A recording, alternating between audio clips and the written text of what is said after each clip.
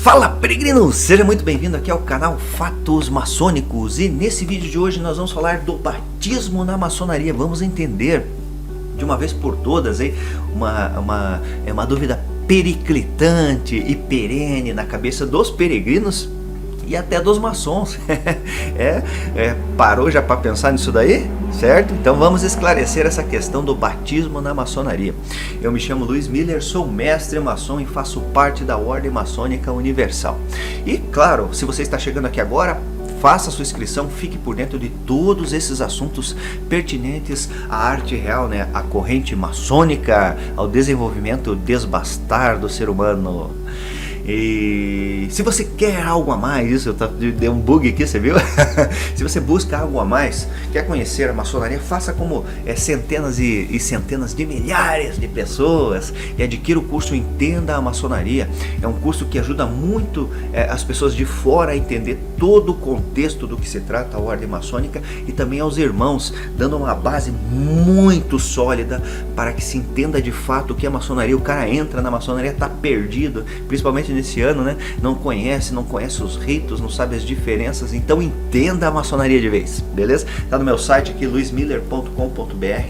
E se você é um pesquisador dessas forças da natureza, da fonte da verdade absoluta, conheça esse trabalho primordial, né? Primordial, com o perdão da redundância, que é a Escola da Tradição Primordial. Então tá ali no meu site também os links, beleza? Tá aqui embaixo, dá uma olhadinha. Então, sinta-se em casa. Então a questão é a seguinte aqui, sempre me perguntam, fazem perguntas mais ou menos nessa linha. Não, eu queria ser batizado na sua igreja. Pergunto pra mim, né? Eu falo, pô, mas eu sou da Igreja Católica Liberal, né? Precisa pagar alguma coisa? Como que é o batismo nessa igreja? Então tá, vamos começar do começo, vamos entender um pouquinho, algumas coisas. É complexo isso aqui, o que é o batismo, né? Vamos definir isso aqui. Nós temos eu tenho algumas coisas a fazer, colocações aqui com relação a esse assunto, né? Então o batismo, ele tem uma essência muito parecida, né, com a iniciação, certo? Então, batismo, Igreja Católica Romana. Por favor, maçonaria não tem nada a ver com religião, certo? Eu até eventualmente, né, não aconteceu uma vez ou outra, mas já diversas vezes, e até com pessoas que têm um estudo muito profundo, certo? Confundem maçonaria com religião. Ah não, mas chega um determinado momento, a maçonaria é uma religião, ela, sabe, ela trabalha assim, assim, assado. São características parecidas, na verdade, similares em vários segmentos, em vários domínios, né, que acabam aparecendo, símbolos, por exemplo, né, etc, etc, etc. O que leva as pessoas a confundir a maçonaria com uma religião. Mas, por exemplo, eu vou só citar algumas coisas. Ela não tem um líder mundial, ela não tem uma promessa de uma vida futura, ela não tem adoração a nenhum tipo de divindade, ela deixa tudo isso aí a cargo do membro, do irmão, né, decida-se o que quer fazer. Então, algumas características de religião eu coloquei aqui agora, e a maçonaria é uma corrente iniciática, ela opera em outro domínio. O domínio da religião tem suas características e o domínio de uma ordem iniciática tem as suas. Se você não entende esse contexto, dê uma olhada em vários vídeos aí que eu já fiz a respeito do assunto. Tem até uma playlist que fala sobre corrente iniciática. Então os vídeos estão mais ou menos colocados aí sobre esse assunto, para você entender, né, a diferença do que é uma religião, do que é uma ordem iniciática. Mas infelizmente até pessoas que dedicam sua vida ao estudo de determinada linha religiosa não compreendem o limite da coisa, os limites das coisas, né? As características, os dogmas. Então, maçonaria tem dogmas?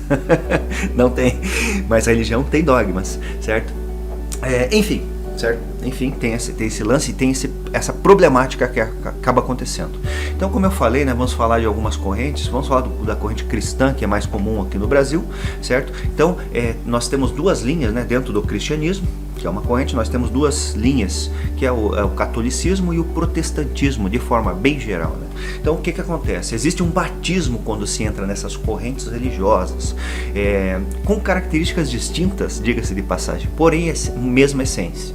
Então, no protestantismo, o batismo funciona mais ou menos já em fase adulta, né? Como lá no Novo Testamento, que Jesus foi batizado, né, por São João, certo?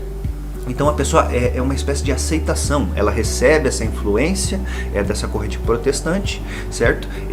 Como uma espécie até de aceitação para aquela nova corrente, para aquela nova vida. Então tem essa também, né, uma característica comum com o contexto iniciático, uma nova vida, certo? Mas não é uma reencarnação, certo? Não é uma iluminação imediata aí a jato, não é desse jeito. É uma influência, certo?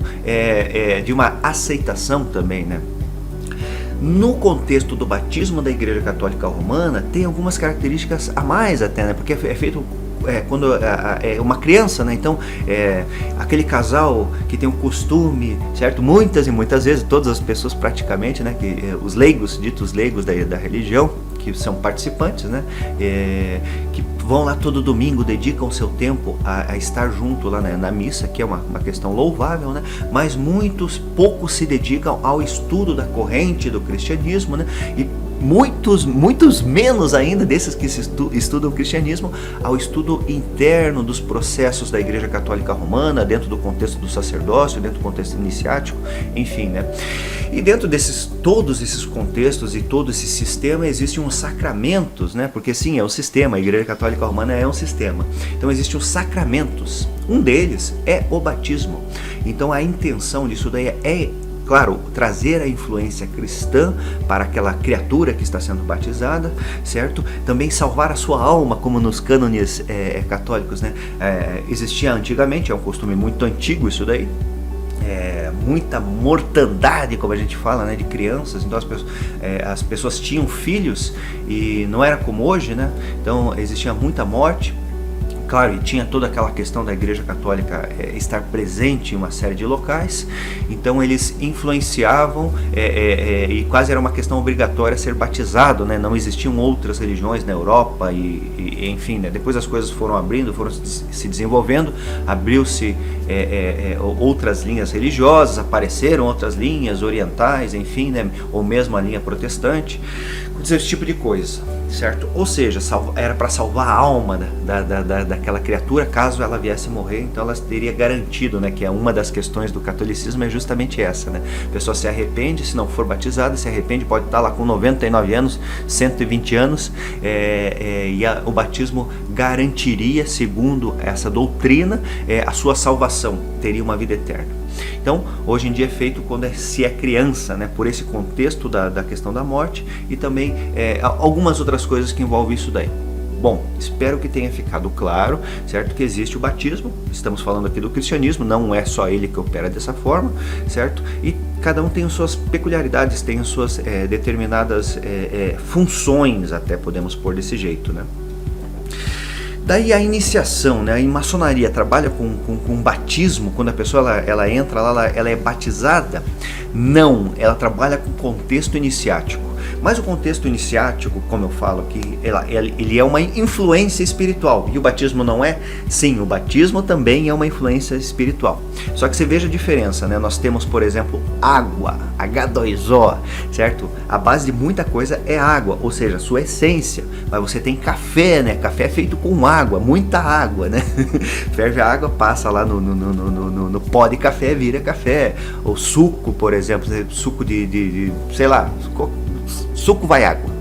As frutas têm água. Se for, pode ser um suco de polpa, de essência, vai ter água, certo? Vai existir na composição ali. Então, na verdade, são elementos bem diferentes, certo? Que compartilham de uma mesma essência. Podemos observar sobre essa alegoria que aqui colocada, a iniciação no mesmo contexto. A diferença da iniciação é que ela é uma influência, mas ela busca e ela quer que aquele indivíduo que tenha sido influenciado tenha um caminhar ativo, diferentemente da questão do batismo. Então a pessoa é batizada, principalmente nenês, né, crianças aí tal, são batizados, beleza. Não tem nem consciência do que está acontecendo. No contexto iniciático, na maçonaria, na linha iniciática, é totalmente diferente. A essência é a mesma, como a água, né? Ou seja, é uma influência espiritual que vem do mesmo local, certo? Só que o objetivo é totalmente outro, certo? Então é aquele negócio, né? Ó, agora vai, cidadão, você faz parte dessa irmandade, trilha teu caminho. E isso não é uma coisa que não é dita, né? Mas ela é implícita no contexto, né? É na força da iniciação, trilhar o seu caminho, certo? Ninguém vai te pegar na maçonaria, vai te levar vai te ficar carregando, né, nas costas. Você tem que trilhar o seu caminho, você tem que trilhar as suas pesquisas, o aprofundamento, o aprimoramento, o desbastar, como é utilizada essa alegoria da maçonaria, ele é solitário, é uma comunidade, é uma irmandade, certo? São várias pessoas, só que o caminho é seu, certo? E ele é impulsionado, né, por essas iniciações parciais, que são influências espirituais. Então, espero que tenha ficado claro, né? Enquanto basicamente é uma aceitação também, existe esse conceito da iniciação, como você entra ali, você aceita ser um maçom, né? Aceita receber aquela influência, certo? Mas diferentemente do batismo, ele é ativo. Enquanto o batismo é passivo, você recebe e beleza, ok? Na maçonaria não, você recebe essa influência espiritual e você vai começar o seu caminhar naquela linha, conhecer o sistema, conviver com os irmãos, certo? Então você está chancelado, né? Como eu falo aqui, né? Está liberado, você está oficialmente iniciado. Nesse vídeo de hoje eu vou ficando por aqui, espero você no meu próximo vídeo e um fortíssimo e grande abraço!